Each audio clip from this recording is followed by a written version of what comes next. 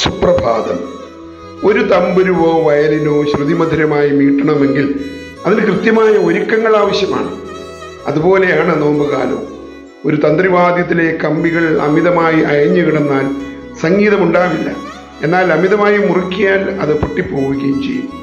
നോമ്പനുഷ്ഠാനം മൂലം ശരീരത്തിൻ്റെ ആഗ്രഹങ്ങളെ നിയന്ത്രിക്കണം.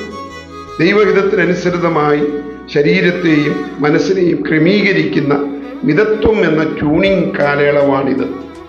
ശ്രദ്ധിക്കുക, തന്ത്രികൾ കൃത്യമായി മുറുക്കി ശ്രുതിശുദ്ധിമാക്കിയാൽ മാത്രം പോരാ, അത് മീട്ടുകയും വേണം.